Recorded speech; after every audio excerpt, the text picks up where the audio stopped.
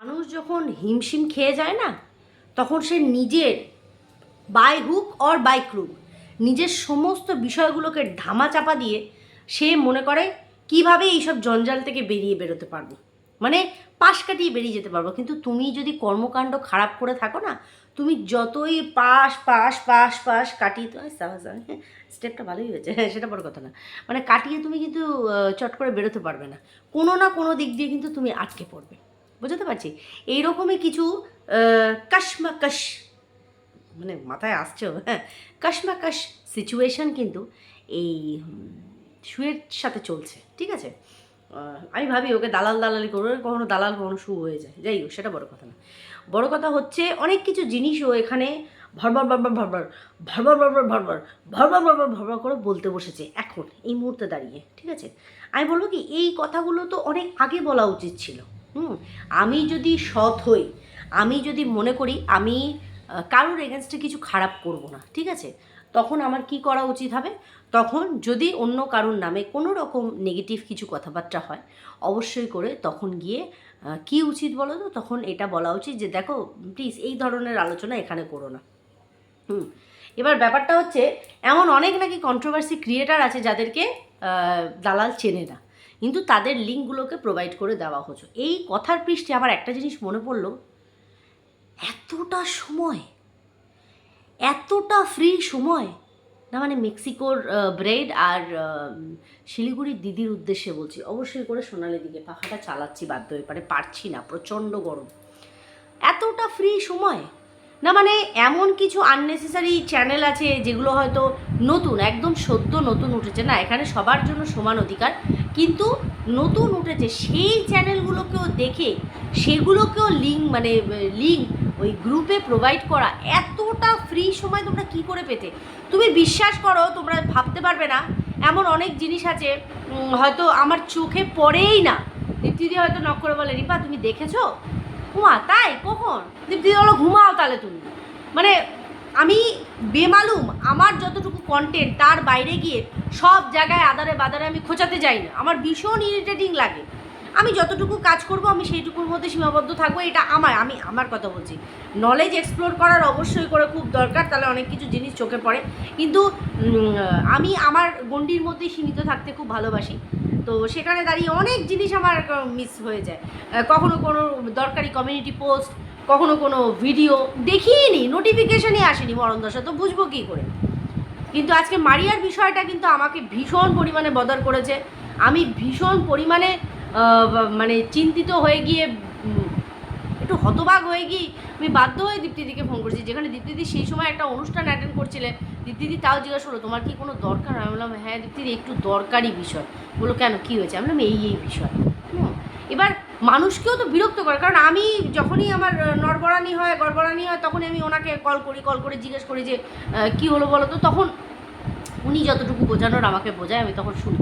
এবার ঘটনাটা হচ্ছে, আমার কথা হচ্ছে এরকম কেন এই ধরনের, আমি তো মারিয়াকেও যা বলার লাস্ট ভিডিওতে আমি পরিষ্কারভাবে বলে দিয়েছি, বারবার এই কথা বলতে পারবো না। মানুষ যে কোনো জিনিসের একটা লিমিট আছে, সেই লিমিটটা ক্রস অবশ্যই করে করা উচিত।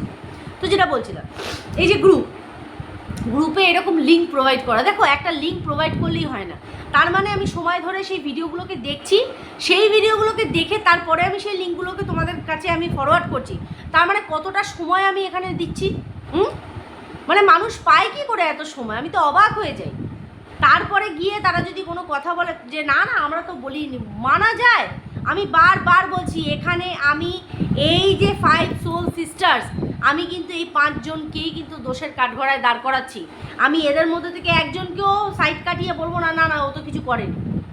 হ্যাঁ অবশ্যই করে মাত্রায় কম বেশি, কিন্তু এই 5 সোল সিস্টার এরা মানে 4-5 জনেই হচ্ছে খতরনাক, বুঝতে পেরেছো? নাহলে এইরকমভাবে আলাদা আলাদা গ্রুপ ক্রিয়েট করে এই ধরনের মানুষদেরকে এরা ইনভলভ করে দিয়ে এইরকম আলোচনা করতে পারে না। এরা সিম্পল ভিউয়ার্স, সেই ভিউয়ার্সরা যদি এতটাই নিজেদের আধিপত্য এখানে গেড়ে নিতে চায়, মনে করে কন্ট্রোভার্সি ক্রিয়েটাররা এদের কথা অনুযায়ী চলবে, এটা খুব ভুল ধারণার মধ্যে দিয়ে যাচ্ছে, খুব ভুল ধারণার মধ্যে দিয়ে যাচ্ছে। আর আমি বারবার অ্যালার্ট করছি সবার ক্ষেত্রে, ওয়াইটির বাজারে এসে কেউ কারুর ভালোবাসার পাত্র বা পাত্রী কেউ না, এই ফাঁদটায় অন্তত কেউ পা দিও না। আমি নিজের এক্সপিরিয়েন্স থেকে এই জায়গাগুলো আমি তোমাদের কাছে শেয়ার করছি। যাই হোক, তার আগে বলি welcome back to my channel. কেমন আছো তোমরা সবাই? আশা করি সবাই ভালো আছো, আমিও ভালো আছি। অবশ্যই করে দিনের সেকেন্ড ভিডিও আর ভীষণ ইম্পর্টেন্ট ভিডিও, কারণ তোমরা সবাই জানো সোমনাথের চ্যানেল থেকে একটা লাইভ হয়েছে। লাইভটা কে অ্যারেঞ্জ করেছে? অবশ্যই করে সোমনাথ মন্দিরে অ্যারেঞ্জ করেছে, আর সেখানে জয়েন করেছে কিছু বক্তব্য রাখার জন্য, সেটা হচ্ছে সোনালিদি। মেক্সিকোর পায়েল আমার মনে হয় না আর আসবে, এসে কিছু বলবে, যদি একান্ত সেরকম প্রয়োজন পড়ে তাহলে হয়তো, নচেত ও আর এই ছোটোখাটো বিষয় নিয়ে আসবে। এবার ঘটনাটা কি হয়েছে, কেন তড়িঘড়ি আমাদের সোনালিদিকে আসতে হলো, এসে দুটো বক্তব্য এখানে রাখতে হলো? যাই হোক, আজকে সোনালিদির ভয়েসটা মধ্যে সেই মিষ্টটা ভাবটা, মানে এই যে মধু ঢালা বিষয়টা ঠিক পেলাম না। অ্যাকচুয়ালি পরিস্থিতি যখন ডগমগায় না, তখন গলার ওই কণ্ঠি থেকেও মধু বেরিয়ে সেটা কর্কশে পরিণত হয়ে যায়। আজকে আমার সোনালিদিকে দেখে খানিকটা ওরকমই মনে হচ্ছিল, যে মানে মিষ্টতা তার একটা ভাষার মধ্যে, বুলির মধ্যে থাকে না, সেটা আজকে কোথাও না কোথাও মিসিং ছিল, যেটা আমরা যারা তার ভয়েস শুনেছি, তো মানে ওই মিষ্টি ভয়েসটা শুনেছি, তাদের কানে বাজবে। এবার কেন আজকে ক্ল্যারিফিকেশান দিতে আসতে হলো সেটা কি, কিছু ক্ল্যারিফিকেশান করা ভিডিও তোমরা জানো সকালবেলা করেছে, যেখানে যেটা বলার আমি সেখানে বলেছি, আর ওর কিছু আনাংলা ভিউয়ার্সদেরকেও যেমন কুকুর তাকে সেই মুগুর আমি দিয়ে গেছি, দরকার পড়লে আবার দেবো, কিন্তু যেটা বলেছি একদম ঠিক বলেছি। এরা এত সাহস পায় কোথা থেকে গো? এরা ভিউয়ার্স হয়েছে মানছি, ভিউয়ার্সদের জন্য এই জায়গা, কিন্তু কিছু ভিউয়ার্স নিজেদেরকে কোন কাঠগড়ায় দাঁড় করিয়েছে আমি জাস্ট ভেবে অবাক। আর এগুলো প্রশ্রয় পায় কোথা থেকে? ক্রিয়েটাররা, যাদের কমেন্ট সেকশানে এসে এই কমেন্টগুলো হচ্ছে। আমি প্রত্যেকটা ক্রিয়েটারের উদ্দেশ্যে একটা কথা বলতে চাই, দেখো ভিউয়ার্সরা আমাদের লক্ষ্মী, পরিষ্কার কথা, কিন্তু কোনো ভিউয়ার্স যদি নিজেদের লাগাম ভুলে গিয়ে আননেসেসারি অপরকে অ্যাটাক করে, তাও নোংরা ভাষার মাধ্যমে, সেটাকে আটকানোর রেসপন্সিবিলিটি কিন্তু সম্পূর্ণ রূপে কার বলো তো? সেই ক্রিয়েটারকে, সেই ওনার, সেই চ্যানেলের ওনার, যাকে কিনা এই ভিউয়ার্সরা সাপোর্ট করছে। ঠিক আছে? এইখানে ভদ্রতার মুখোশ যদি কেউ মনে করে আমি ভদ্র হয়েছি আর কাউকে আমি আটকাতে পারবো না, আলবাত আটকাতে হবে। নিজের ভিউয়ার্সরা যাতে শালীনতা মেনটেন করে এইটুকু দেখতে হবে। কই আমাদের ভিউয়ার্সরাও তো এসে আমাদের কমেন্ট সেকশনে কমেন্ট করে এইরকম নোংরা কমেন্ট, এমন এত চিপ মেন্টালিটি। অ্যাকচুয়ালি তোরা যেরকম তোদের কাছে সেই রকমই চায়। যাই হোক, যেটা বলছিলাম সেটা হচ্ছে, তোমরা জানো সকালের ভিডিওতে এমন একটা কথা বলে গেছে, সেটা হচ্ছে আইনি কিছু বিষয় নিয়ে 63, 49, বিশেষ করে দীপ্তিদির কথাই ও এখানে মেনশন করেছে। এই কেন রে, একটু কথা বলতো, তুই তো দীপ্তিদিকে দেখিস না, দীপ্তিদির মুখ দেখলে বলে তোর একবারে বমি পায়। কিছু মনে করিস না, যে বা যারা তোকে সুন্দর বলেছে ছেড়ে দে তাদের কথা। কারা বলেছে সুন্দর বুঝেছিস তো? যারা পিঠ পিছে তোর নামে নিন্দা করেছে, তো তারা তোকে সুন্দর বলেছে। ওই সুন্দরে তুই ম্যাটার করিস না, কিন্তু ম্যাটার যখন করিস না, নিজের রূপ নিয়েও যেমন বদার হোস না, তাহলে অন্যের রূপ নিয়েও বদার হবি না। কিসের জন্য রে? দীপ্তিদিকে দেখলে তোর বমি পায়? তোর থেকে লাখ গুণ সুন্দর, দেখেছিস সামনে থেকে? হ্যাঁ, তোকে আমি সামনে থেকে দেখার প্রয়োজন মনে করি না। তোকে যারা সামনে থেকে দেখেছে তারাই তোর পিঠ পিছে গিয়ে তোর নামে নিন্দা করে বেরিয়েছে। ওই জন্য তোকে সামনে থেকে দেখি তুমি কতটা রূপসী, তোমার মন হচ্ছে সবচেয়ে বেশি নোংরা, এই জন্য তোমাকে কোনো রূপসীর ট্যাগই আমি দিতে পারবো না। এটা দালালের উদ্দেশ্যে বললাম। আর পড়ে রইল দীপ্তিদি মনে যেটা মুখে সেটা। হ্যাঁ হ্যাঁ, অনেক সময় লাউড হয়ে যান, অনেক সময় বলে, কিন্তু মায়া তার ভেতরে প্রচুর আছে, যেটা তোর মধ্যে নেই। তোকে বললাম না, একটা মানুষকে দেখলে তার মধ্যে অ্যাটলিস্ট একটা লালিত্য ভাবটা, যেটা তোর অঙ্গে অঙ্গে কোথাও কোথাও দেখা যাবে না। বুঝতে পারছি? আচ্ছা, সেখানে দাঁড়িয়ে তুই আরো 63, 49 এত করছিস কেন? তুই এত করছিস কেন? কি বলেছে সোনালী গুপ্তা?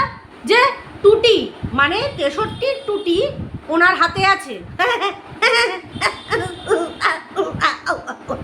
হ্যাঁ তাই, এরকম টুটি মানে আমাদেরও সবার একটা করে টুটি রাখা আছে, যে टूटा टूटा एक परिंदा ऐसे टूटा कि फिर जुड़ ना पाया, लूटा लूटा किसने इसको ऐसे लूटा कि फिर उड़ ना पाया, गिरता हुआ वो आसमां से आकर गिरा जमीन पर। বুঝতে পেরেছিস তো মানেটা? বুঝিস তো মানেটা? বুঝেছিস তো? উড়তা হুয়া वो आसमान पे आके गिरा जमीन पर। বেশি উড়বি না, উড়লে পরে সেই পৃথিবীতে মানে এই মাটিতে এসে ছাড়াং করে আচারকে পড়তে হবে, সেটা তোর স্বাস্থ্যের পক্ষে ভালো না, কারণ তোর অস্থিগুলো ভঙ্গুর হয়ে যাবে। বুঝতে পেরেছিস? কার টুটি কোথায় চাপা আছে এই আলোচনা ওয়াইটির বাজারে মানে গ্রুপের মধ্যে তোরা আলোচনা করতিস? সোনালিদি নিজেকে একটা বেশ গুরুত্বপূর্ণ ক্যারেক্টার প্রেজেন্ট করার জন্য এরকম ধরনের টুটিতে পা, সেই সময় তুই বলিস নি তেষট্টি নামিও না, আমি ওকে দেখি না, ওর টুটি ঝুটি তোমার যেটাই আছে তুমি তোমার অবধি রাখো, আমাকে শোনাতে এসো না, বলিস নি? না তখন এইবার আয়গা মজা, এরকম করে মজা নিয়েছিস, তাহলে আজকে বলছিস কেন? আজকে যখন ওই দল থেকে তোকে লাখ মেরা বার করে দিয়েছে, আজকে বলছিস কেন? হ্যাঁ, যখন এই 63 এই 49 চিৎকার করে করে বলেছে তুই ইউজ হচ্ছিস রে টক্সিক, তুই ইউজ হচ্ছিস, তখন তো মনে পড়েনি একটু শুনি, যদি শুনতাম আমার একটু ভালো হতো, তখন তো শুনি। তখন কি বলেছি? 63 49 সেটা মানে জ্বলে পুড়ে মানে ছই হয়ে যাচ্ছে তোদের এই ভালোবাসা রে। কি ব্যাপার আজকে তুই বলতে বসে গেছিস 63 টুটি ওই সোনালি গুপ্তার হাতে সেটা বড় কথা না, বড় কথা হচ্ছে নিজেই লেজে গোবরে ঘেটে আছিস, নিজের ঘাটা ভাবটাকে কীভাবে মানে প্রেজেন্ট করবি সেটাকে প্রেজেন্ট করার জন্য এখানে বসে আছিস তুই। এইরকম এই টুটি টার টুটি ঠিক আছে, কোনো ব্যাপার না, টুটি নিয়েও ভিডিও এসে গেছে, লাইভ এসেছে। তো এই টুটি টাটা হওয়ার পরে তারপরে আমরা কি দেখলাম, অবশ্যই করে সোমনাথের চ্যানেল থেকে সোনালিদি কিন্তু এলো। দেখো সোনালিদির উদ্দেশ্যে আমি একটা কথা বারবার বলবো, সোনালিদি আমার সাথে যতবার কথা হয়েছে কোনো বাজে উপদেশ কিন্তু দেয়, এই কথাটা আমি এর আগেও বলেছি, এখনও বলছি, আগামী দিনেও বলবো। উনি এই যে থাকে না কিছু মানুষ যে সব তোমার সাথে কথা বলতে আসলো তোমাকে নেগেটিভ থটগুলো তোমার মাথার মধ্যে ঢোকাচ্ছে, এটা কিন্তু করেনি, এটা কিন্তু কখনো সোনালিদি করেনি।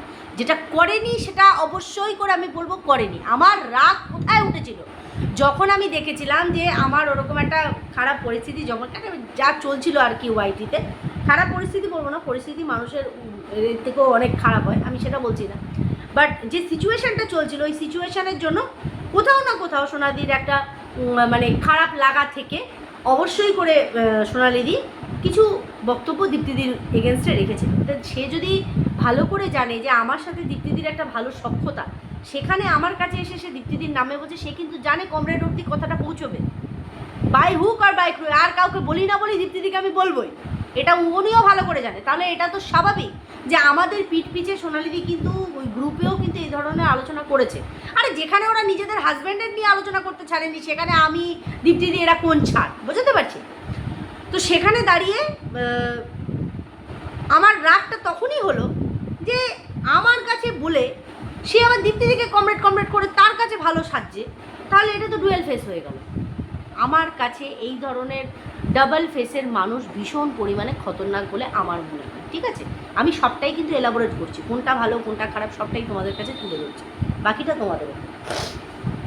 এইবার যথারীতি এই জিনিসটা হয়েছে, আমি ভিডিওতেও এই জিনিসটা ক্লিয়ার করেছিলাম, তোমরা দেখেছো। আমি বারবার বলেছি এখন আমার কারোর সাথে কোনো লেনাদেনা নেই, কে আম কে জাম কে বিসিডি, আমার কারোর সাথে কোনো কিছু লেনাদেনা নেই।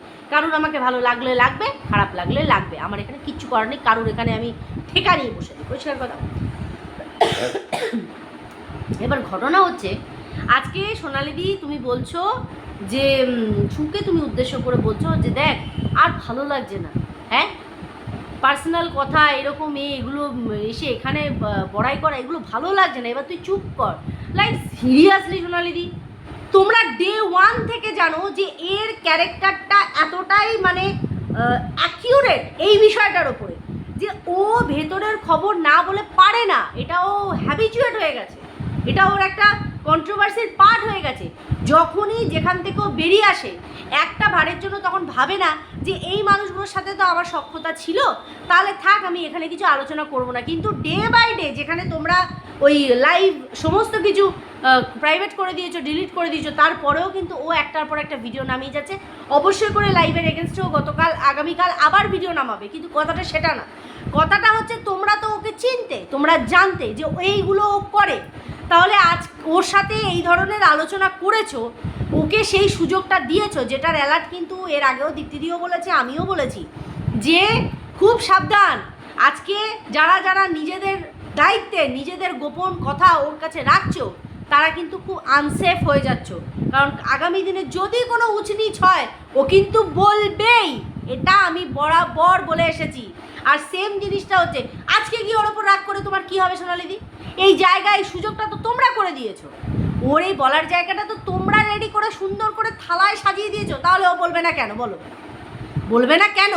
হ্যাঁ, ও কিন্তু এই মুহূর্তে আর মনে রাখতে পারছে না যে না না আমার তো সোনালিদির সাথে ভালো একটা সম্পর্ক ছিল, আমার মেক্সিকোর ব্রেডের সাথে খুব ভালো একটা সম্পর্ক ছিল, আমার মন্দিরের সাথে একটা ভালো সম্পর্ক ছিল, তাহলে এখান থেকে দাঁড়িয়ে আমি আর বেশি কিছু বলবো না, থাক। সক্ষতাটা তো ছিল, ও কিন্তু সেটা ভাবছে না।